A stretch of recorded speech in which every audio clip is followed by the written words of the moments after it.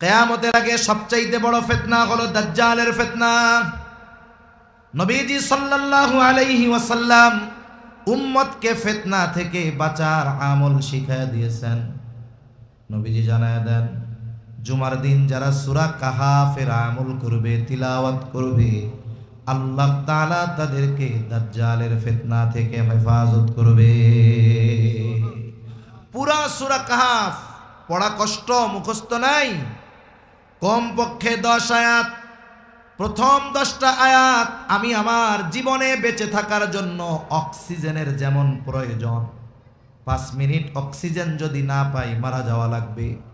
বেঁচে থাকার জন্য শ্বাস প্রশ্বাস যেমন জরুরি, সূরা কাহাফের আমল আমরা আমাদের জীবনের জন্য ওই রকম জরুরি বানায় নিব।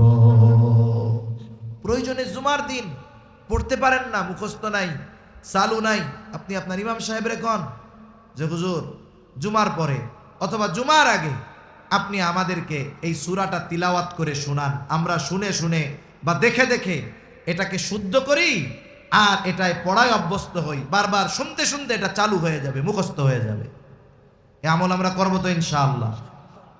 বুজুর্গানে দিন বলেন, যেই আমল দাজ্জালের মতো মহা ফিতনা থেকে উম্মতকে হেফাজত করতে পারে, বলে সেই আমল আশা করা যায় দাজ্জাল আগমনের আগে যত ধরনের ফিতনার আগমন ঘটবে উম্মতকে সব ধরনের ফিতনা থেকে হেফাজত করবে।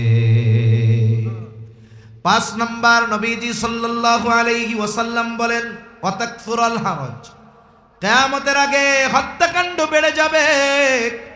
সাহাবা একরাম নবীজি সাল্লাল্লাহু আলাইহি ওয়াসাল্লামকে বলল, ইয়া রাসূলুল্লাহ, আমরা তো প্রতি বছর হাজার হাজার মুশরিকদের হত্যা করি যুদ্ধের ময়দানে, এটা কি হারাজ? নবীজি বলেন, না, ওয়াহুয়াল কাতলুল কাতাল, এটা হলো পারস্পরিক হত্যাকাণ্ড। তার মানে এই হত্যাকাণ্ড মুমিন আর মুশরিকদের মধ্যে সংগঠিত হবে না, বরং এই হত্যাকাণ্ড মুমিনদের পরস্পরের মধ্যে সংগঠিত হবে।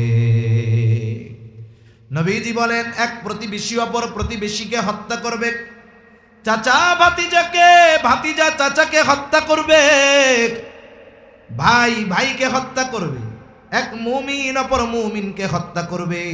বলে বর্তমান দুনিয়ায় প্রতিদিন কাফেরদের মাধ্যমে যত ইমানদারের মৃত্যু হয় তার চাইতে 10 গুণ বেশি মুসলমানের মৃত্যু হয় অপর মুসলমানের মাধ্যমে। গোটা পৃথিবীতে কথার কথা, যদি দৈনিক কাফেররা 100 মুসলমানকে মারে, তাহলে 1000 মুসলমান মরে অপর মুসলমানের হাতে। পারিবারিক, সামাজিক, রাজনৈতিক, জমি জমা সংক্রান্ত আধিপত্য বিস্তার নিয়ে প্রতিদিন গোটা পৃথিবীতে হাজার হাজার মুসলমান অপর আর এক মুসলমানের হাতে মৃত্যুবরণ করে। অথচ নবীজি সাল্লাল্লাহু আলাইহি ওয়াসাল্লাম বলেন, সিবাবুল মুমিনি ফুসুক ওয়া কিতালুহু কুফর, মুমিনকে গালি দেওয়া ফাসিকি, হত্যা করা কুফর। একজন মুমিনকে গালি দেওয়া পাপ। এইখানে একজন মুমিন আর একজন মুমিনকে জাগতিক কারণে হত্যা করতে দ্বিধাদ্বন্দ্বের মধ্যে পড়ে না, এটা আফসোসের বিষয় আমাদের জন্য। অথচ একজন মুমিন আমার জবান এবং হাতের অনিষ্ট থেকে নিরাপদ থাকার কথা ছিল। মুসলমান মুখ দিয়া বললেই হবে না। আল্লাহ রাসূল সাল্লাল্লাহু আলাইহি ওয়াসাল্লাম বলেন, আল মুসলিমু মান সালিমাল মুসলিমুনা মিন লিসানিহি ওয়া ইয়াদিহি। নবীজি সাল্লাল্লাহু আলাইহি ওয়াসাল্লাম বলেন, প্রকৃত মুসলমান কে? বলে, প্রকৃত মুসলমান হলো সে যার জবান এবং হাতের অনিষ্ট থেকে অপর মুসলমান নিরাপদ থাকে। এখন দেখতে হবে আমার জবানের মাধ্যমে কোনো মুসলমান কষ্ট পায় কিনা, আমার কথার মাধ্যমে কষ্ট পায় কিনা, আমার হাতের মাধ্যমে, সেটা লেখনীতে হতে পারে, ফেসবুকে হতে পারে, কলম দিয়ে হতে পারে, হাত দিয়ে আঘাত করার দ্বারা হতে পারে। যে কোনো মুসলমান আমার কোনো আচরণে কষ্ট পায় কিনা, যদি আমার দ্বারা বিনা কারণে দ্বীনের স্বার্থ নাই এমন বিষয়ে যদি অপর মুসলমান আমার আপনার কথার দ্বারা, কাজের দ্বারা, হাতের দ্বারা কষ্ট পায়, বুঝতে হবে আমি আপনি গরু খাওয়া মুসলমান হয়েছি, প্রকৃত মুসলমান হতে পারি নাই। সেজন্য সাবধান। বিভিন্ন দল মতাদর্শ থাকবে, গ্রাম্য দ্বন্দ্ব থাকে, ঘরের মধ্যে দ্বন্দ্ব থাকে, বিভিন্ন দল উপদল দ্বন্দ্ব আছে না, মতাদর্শের পার্থক্য আছে। খবরদার, এইগুলোকে কেন্দ্র করে আমি আর এক মুসলমানের জন্য শত্রু হয়ে দাঁড়াবো না, কষ্টের কারণ হয়ে দাঁড়াবো না। কারণ মুসলমানের ভাই, একজন প্রকৃত মুসলমান তার ভাইয়ের গায়ে জাগতিক কারণে আঘাত করতে পারে না। কিয়ামতের আগে হত্যাকাণ্ড এত পরিমাণ বাড়বে, নবীজি সাল্লাল্লাহু আলাইহি ওয়াসাল্লাম বলেন, যাকে হত্যা করা হবে সে জানবে না কেন আমাকে হত্যা করা হলো, আর যারা হত্যা করবে তারাও জানবে না কেন আমরা হত্যা করলাম। কিয়ামতের আগে এই হারজ বেড়ে যাবে। 6 নম্বর, নবীজি সাল্লাল্লাহু আলাইহি ওয়াসাল্লাম বলেন, হাত্তা ইয়াকসুরা ফীকুমুল মালু ফায়াফিদু। কিয়ামতের আগে মানুষের ধন সম্পদ এত পরিমাণ বাড়বে যে মানুষের সম্পদ উপচিয়ে পড়বে। মুহাদ্দিসিনে কেরাম বলেন, এই অবস্থা হবে ঈসা আলাইহিস সালামের সময়। গোটা পৃথিবীতে ইসলাম পৃথিবীর আনাচে কানাচে সব জায়গায় পৌঁছিয়ে যাবে। পৃথিবীতে একটা মানুষও থাকবে না যে সে অমুসলিম। ওই সময় মুসলমানদের সম্পদ এত পরিমাণ বাড়বে যে মানুষ দান সাদকা যাকাত দেওয়ার মতো কোনো মানুষ খুঁজে পাবে না। এই পরিস্থিতিগুলো সংগঠিত যতক্ষণ না হবে ততক্ষণ ওই কিয়ামত সংগঠিত হবে না। কোন কিয়ামত? যেই কিয়ামতের ইলম একমাত্র কার কাছে?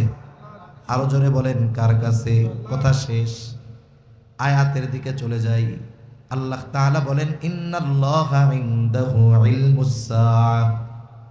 নিশ্চয়ই আল্লাহ তাআলার কাছেই কিয়ামতের জ্ঞান। এরপরে আল্লাহ তাআলা বলেন, ওয়া ইউনাজ্জিলুল গায়থ।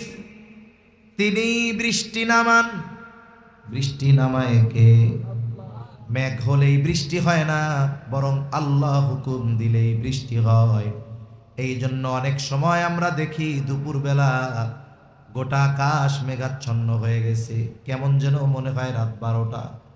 আমরা চিন্তা করি এই বুঝি তুমুল এক ঝড় হবে, এমন বৃষ্টি নামবে, নদী নালা সব ভরে যাবে। ভয়ে বাড়ি ফিরলাম, ঘরে ঢুকলাম, একটু পরে আকাশ পরিষ্কার, ঠিক না? আবার মাঝে মধ্যে কি হয়, কোথাও কোনো মেঘ নাই, সূর্যের আলো, প্রখর তাপ। ও আল্লাহ, এমন এক বৃষ্টি নামছে 10 মিনিট, 10 মিনিটে হাঁটু পানি। তাহলে মেঘ হলেই বৃষ্টি হয় না, বৃষ্টি দেন কে? এই শেষ সময় আল্লাহর নাম এত জোরে কইেন না, গলা নষ্ট হয়ে যাইব, এত জোরে কইেন না। বৃষ্টি দেয় কে? আল্লাহ দেয়। ওয়া ইয়ালামু মা ফিল আরহাম। মায়ের রেহেমে গর্ভে ছেলে না মেয়ে জানে কে? কইতে পারেন হুজুর, দুনিয়ায় আসার আগেই তো নাতির খবর যাই না গেছি, এটা বলা হইব? আমি বলি, জানছেন কখন? আল্লাহ যখন মায়ের গর্ভে আকৃতি দিয়েছে, কিন্তু ওই যে শুক্রকণা, শুক্রকীট যখন মায়ের রেহেমে গিয়েছিল, ওইটা একটা সন্তান হবে, একটা প্রাণ হবে, একটু পানি ছিল। এরপরে আল্লাহ তাআলা মায়ের থেকে চুষে চুষে নিয়ে ওই বিন্দু শুক্রকণাকে একটা রক্তপিণ্ডে তৈরি করেছেন। দুনিয়ার কোন বিজ্ঞান আছে ওই রক্তপিণ্ড রিসার্চ করে বলতে পারবে এটা ছেলে হবে না মেয়ে হবে? আছে? এরপরে আল্লাহ এটারে মাংস টুকরা বানাইছেন। কোন বিজ্ঞান আছে বলবে যে এই গোশতের টুকরাটা ছেলে হবে না মেয়ে হবে? কেউ পারবে না। 4 মাস পর আল্লাহ তাআলা আস্তে আস্তে এটারে গঠন দিয়েছে। যখন 5-6 মাস হয়েছে, এরপরে আল্ট্রাসোনোগ্রামের মাধ্যমে বলা যায় যে মায়ের গর্ভে ছেলে আছে না মেয়ে আছে। এছাড়াও মায়ের গর্ভে যেই সন্তান, এর ভাগ্যে কি আছে, হায়াত কতদিন, দুনিয়ার কেউ জানে? একমাত্র জানে কে? আল্লাহ। এরপরে আল্লাহ তাআলা বলেন, ওয়ামা তাদরি নাফসুম মাযা তাকসিবু গাদা। কেউ জানে না আগামীকাল সে কি উপার্জন করবে। হতে পারে আজকে যে ফকির, কালকে সে ধনী। এখন যে ধনী, আগামীকাল সে ফকির। ওই যে কবিতায় বলে, নদীর এপার ভাঙে ওপার গড়ে, এই তো নদীর খেলা, সকাল বেলার ধনীর তুই ফকির সন্ধ্যাবেলা। এজন্য মানুষ তার অবস্থার উপরে কখনো হতাশ হবে না। যে আজকে দরিদ্র আছে, ওর চিন্তা করার দরকার নাই যে হায় হায় কি হইব। হতে পারে আগামী দিন সকালবেলা সে কোটিপতি হয়ে যাবে। আর আজকে যে কোটিপতি আছে, অহংকার করার সুযোগ নাই। ক্ষমতার চেয়ারে আছে, অহংকার করার সুযোগ নাই। আগামীকাল হতে পারে রান্না করা প্লেটে খাবার তৈরি করা টেবিলে না খেয়ে পালানো লাগতে পারে। এই জন্য তৈরি থাকতে হবে। যখন দুর্দশায় থাকে সর্বোচ্চ হতাশ হওয়া যাবে না। যখন সুখ স্বাচ্ছন্দ্যে থাকে তখন অহংকারী হওয়া যাবে না। কেননা কেউ জানে না আগামীকাল তার কপালে কি আছে। এরপরে আল্লাহ তাআলা বলেন, ওয়ামা তাদরি নাফসুম বিআই আরদিন তামুত, কেউ জানে না কোন জমিনে তার মৃত্যু আছে। যখন কোথাও কারো মৃত্যু লেখা থাকে, হাদিসের মধ্যে আসছে আল্লাহ তাআলা ওই ব্যক্তির প্রয়োজন সৃষ্টি করে তাকে ওই জায়গায় নিয়ে যায়। এই পাঁচটি বিষয়কে বলা হয় গায়েবের চাবিসমূহ। এই পাঁচটি বিষয়ের ইলম একমাত্র যার কাছে, তিনি কে? আল্লাহ তাআলার কাছে। আল্লাহ তার কাছেই এই ইলমগুলো। এজন্য আমরা এই পরকালের ব্যাপারে, কিয়ামতের ব্যাপারে, এই বিষয়গুলোর ব্যাপারে দৃঢ় বিশ্বাসী হব।